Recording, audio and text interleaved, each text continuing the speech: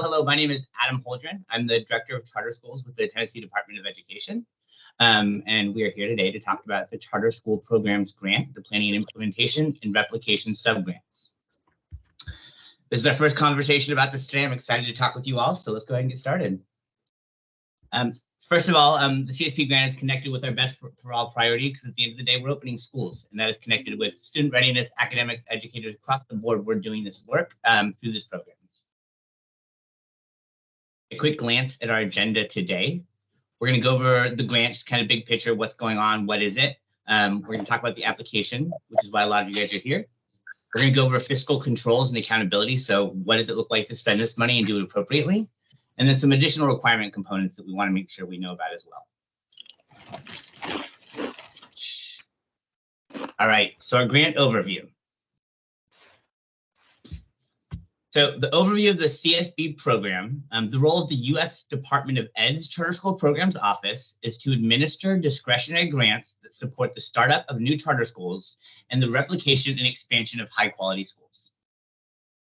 So in summer of 2022, the TDOE submitted an application for the U.S. Department of Ed for their state entities competition with 3 objectives. And they wanted to increase the number of high-quality charter schools through new startup and replication of successful models. They wanted to decrease the number of academically poor-performing charter schools by strengthening charter school accountability and oversight of authorizers. And they wanted to support improvement in all schools with an emphasis on collaboration and sharing of best practices. So these were the 3 objectives when the TDOE submitted their application for the CSP program. In the winter of 2022, we received a grant award of $24,668,630 to support the work we're already doing and will continue to do to support those objectives. So we submitted an application just like you all are about to do. That's how much we got in response so that we can do the work that we're talking about today. So in alignment with that very first objective, there's an opportunity to apply for you all to apply for a planning and implementation or a replication subgrant. Of the total award of $24,668,630, over 90% of the funds of that go directly to funding these new charter school subgrants. So over the next 3 years, the department will award 30 subgrants at $750,000 each to newly authorized charters to design, plan, and implement their schools, and to existing operators with demonstrated success who are replicating their successful school model to serve a greater number of economically disadvantaged students. So the 2 audiences we're working with, both of them are opening new schools, so they're kind of in the same wavelength. They're doing similar work. In order to be eligible for the CSP grant, in order to apply, you must have submitted a complete charter school application to a Tennessee charter school authorizer that has already been approved, that is pending, or that's denied and pending an appeal. You must have notified the authorizer your intention to apply for a CSP grant. You must intend to open a new charter school within the next 2 years, and I've got a caveat there that I go to in a second. You must meet the federal definition of a charter school. Now, schools here that didn't get an opportunity to apply for the CSP grant in the past 2 years, that have already opened and are in their implementation year. For this year, you do have an opportunity to apply as long as you're in your first 2 years of implementation. Just reach out to me one-on-one and we can talk about what that looks like. Those are the pieces if you want to apply for a CSP grant. You want to receive a CSP grant and actually get the award, you must do all of those things, and your charter application must have been approved by a Tennessee charter authorizer. So there's some space for you to apply if you don't have an approval yet or an application that's been approved by an authorizer. But in order to actually receive the grant, that piece must happen.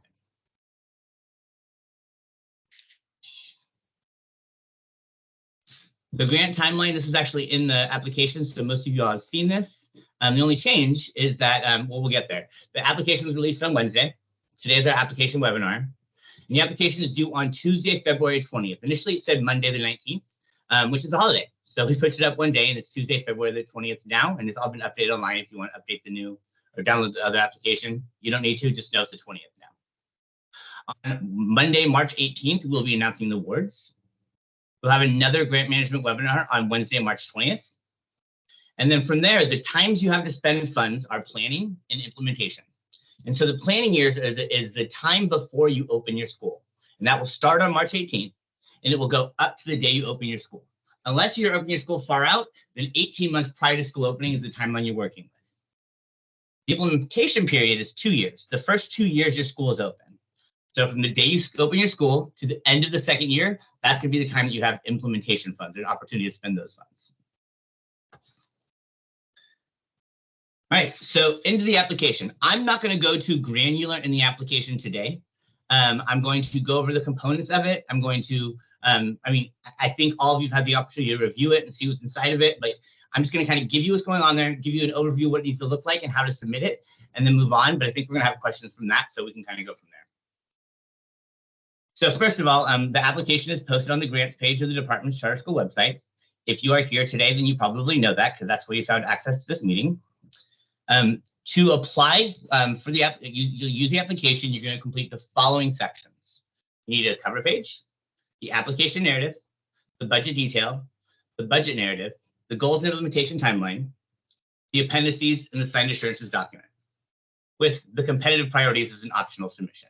I'm going to go over in a second what's in each of those, but that's kind of the piece that you need to know. You're going to submit a completed application as one singular PDF file by email to charters.schools@tn.gov by 4 o'clock Central Time on February 20th, 2024. That's the submission date. To go a little bit more into the different sections, some of these are self-explanatory. The cover page, you want to populate all the fields on the provided cover page that's inside the application document. For the application narrative, you have 21 questions or prompts that you'll need to fill out. You want to answer those questions or prompts one by one. You should complete this in no more than 8 pages. Some of them may feel repetitive, or they may be things that may not be aligned with what you're doing. Answer the questions to the best of your ability. Answer every prompt, unless it says, if this does not apply to you, the name in your application that this does not apply to me. You only have those opt-outs if it's provided in the question. Budget detail worksheets. You have 3 different worksheets that are separately linked in the on the Charter Schools webpage that you need to complete in order to get the information for your budget narrative. It intends to tell us how you intend to use those grant funds, and the application itself provides step-by-step directions about how to use each of these worksheets. I will be providing to you all, I will be providing to you all a number that you can utilize for the per student TISA number, because obviously you don't have students yet, and as a new school, you'll be using the district average to determine what your per student funding is going to be. So I will be providing that all to you shortly, because that's not currently included in the documentation. Budget narrative. You need to provide justification and additional information about the expenditures that you have in your worksheets. This should be done in no more than 6 pages. The goals and implementation timeline. You're going to use a format that is outlined in the application to identify the areas of need for your new school and set goals for those areas of need while identifying the budget and timeline necessary to achieve those goals. The next section is competitive priorities. This is an optional section, but it gets you an opportunity to earn additional points towards getting an application that is going to be funded. All of them ask you to provide a plan for a different type of your model. And so if you provide a plan for that particular question, then you can get additional points for your application. The next one is the appendices. There's some requested documentation throughout the application that you'll need to attach and provide with your application as well. And lastly, the assurances document. There's several pages of assurances. You want to make sure that you review all of them to make sure what it is you're signing up for. And then you have the right person on your team sign that document and make sure it's submitted with your application as well. So the next thing I want to roll out there is we're going to talk about a charter application. So we're all in this conversation today because we likely have a charter application that has already been approved. So we already know that the quality of your application has already been reviewed on its merits. So we are reviewing that document alongside your CSP application. So one of the things you're going to need to include is your approved charter application as one of your appendix items. And that will be reviewed, like I said, in tandem with your CSP application. You want to make sure that you review the CSP application questions carefully and answer each of those question prompts, but you can also reference your charter application within your CSP application. But I want to be clear, you're not just saying, just go to page 34 on my charter application. You still need to answer the question. You can reference page 34 in your charter application to support your answer. So your CSP answers need to be answered, but you can get support from your charter application. So it needs to be to support your responses, not replace them. Sorry, I'm talking in circles here. You'll also notice that some of the questions just seem to bounce around a little bit in the CSP application. And that's because you already answered a lot of the things that we need to know. You've already supported a lot of the things that we're concerned about in your charter application. There's some additional stuff that we need that is US Ed priorities for the United States Department of Education that may not have been adequately addressed in your charter application. So it may seem like a one-off question that doesn't make tons of sense. There's a reason for that. And it's because we need to expand on something that we've already talked about within the CSP application.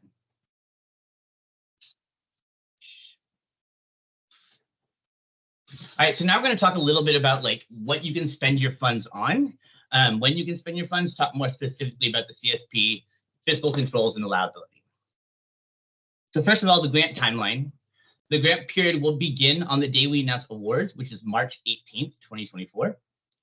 In most situations, this would be the earliest the grant expenditures can be obligated, or you can actually have expenditures for your grant. This application cycle, we have the ability, however, to accept reimbursements for expenditures that occurred 90 days before the beginning of the grant.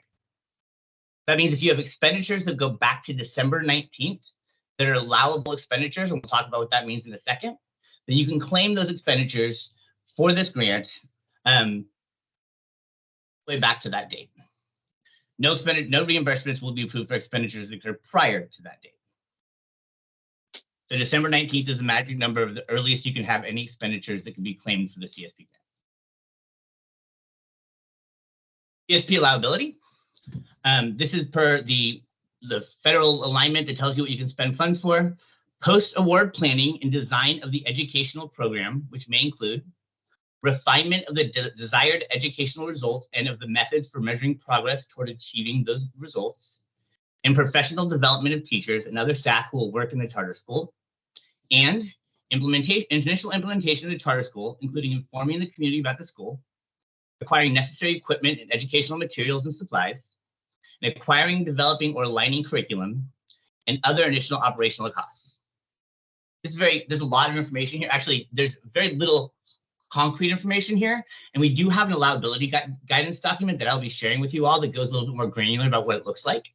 But you'll notice there's two chunks. You can spend your funds on your post-award planning and your initial implementation. That first year is your planning year, and those next 2 years after your school started is your implementation. And you will have to identify in your budget documentation, is this expenditure for planning or is it for my implementation? And you want to differentiate between those two because that's how you're going to be claiming it when you're actually doing your reimbursement requests.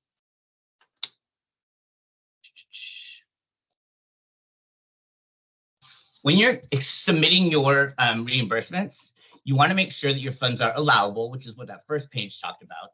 But you also want to make sure that they're aligned with general cost principles. These are fiscal control terms.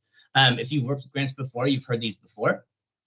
But you want to make sure all of your expenditures are reasonable, necessary, and allocable. Reasonable cost is reasonable if it does not exceed that which would be incurred by a prudent person under the same circumstances at the time the decision was made. Something is necessary if the purchase of such is needed to meet grant goals. Something is allocable if it is allocable to a grant if the goods or services involved are chargeable or assignable to that grant or cost objective in accordance with relative benefits received. I'm not going to dive into those too much more. It's a little bit more complex that I'm able to give kind of in this conversation. But if this is new to you, I would encourage you to go ahead and do a little bit of research yourself and make sure you're aligned with what those three things mean so that your expenditures are approved. If you have expenditures that come through that are reviewed by myself or my team, and it doesn't meet these guidelines, then we'll push it back and say you cannot have this expenditure under this grant. So you want to make sure you understand what this means before you kind of go that route. And one of the ways you do that is you want to make sure that all of your expenses include the type of item, the number purchased, and the cost per unit. Another place where you can get a lot of good information about the CSP grant or the expenditures or liability, there's the EDGAR, which is the Education Department General Administration Regulations. Really fun read, not a fun read. The Uniform Administrative Requirements, Cost Principles and Audit Requirements for Federal Rewards. There's two sections here. There's the Cost Principles section that you'd want to review, and there's a direct grant programs you'd want to review. And then other places you can get information is the U.S. Department of Education. They have some non-regulatory guidance that addresses the CSP grant specifically. You can review that. The format of it is that people ask questions and they answer the questions. And there's several pages of this specific to the CSP grant. It is written for state entities, so it's actually written for us. You guys are more than welcome to go ahead and review it and see what guidance we're providing and what we get, so that you know why we're making the decisions we're making. And then secondly, here's allowable cost guidance. That's a document that, like I said, I'm going to share with you guys shortly. And it will outline, if I want to purchase this, what do I need to provide? What makes it allowable? It gives it a lot more granular context, so you know exactly what you're working with there. The last piece is some just other components that we need from you in order to make this process work. And these are not part of your application, but they are things that you're going to need to do or have in order to move forward with this application or receive the grant. The first one is to receive an award. We must have the signed charter agreement with your authorizer, and we named this when we were talking about eligibility. We must have that to make sure you get your funds, so you are able to get an award. You also need to get a unique entity identifier, which is a number that is required from the federal government in order to receive federal funds. If this is new to you, you go to sam.gov. That's where you're going to fill out the application to get a UEI. And for the most part, it's a pretty quick process, but it's something you will need to do in order for us to give you a federal award. So a unique entity identifier from sam.gov. If you receive an award, and we're going to work in the land that we all receive awards so that we can make sure we're prepared when that happens, you want to make sure you have your school established in the school directory and have obtained a school number. Now, that is not a very direct process. You have to work with your district representative for that particular district because they're the person that has to request it. I'm going to send out an email that has additional guidance for each of these pieces so you know what that looks like. That is a step that you want to start taking. You need to figure out what your school number is, and they need to go through the process of filling that application with you before we can get the reimbursement set up in the next system that we're going to talk about. If you want to receive your money, you have to set up an account in the Edison Supplier Management System. Again, this is going to be in the email that gives you concretely what that looks like and how to log in there. But yes, you'd be set up in Edison to receive your money. That's the accounts payable where we send funds from the state of Tennessee. And then lastly, you have to set up at least 3 users to manage and process claims in the E-Plan grant management system. So these are all systems that the state of Tennessee works with to administer these grants and support you. And they're all things that you're going to want to make sure you get set up before you actually step in and get your application. All right, y'all, I told this was going to be a quick one. That's the information I have for you guys today. Are there any questions that, if you have questions, throw them in the chat. I'll answer as many as I can now. If you want to ask me one-on-one, or if you want to sit down for a conversation, you can come to office hours, which are Thursdays at 10 o'clock. And the link is going to be provided to you there. You're also going to get access to this PowerPoint presentation. Yeah, that's what I've got for you guys today. Are there any questions you want to throw in the chat that I can help you with? This is an easy group.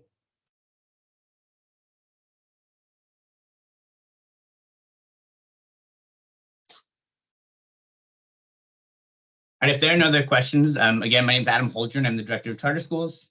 My phone number and email are on the screen. Please reach out as you have questions, and I will do the best to answer them or get you an answer if I don't have the answer right away. Yeah, of you, and I'm excited to get your applications on February 20th.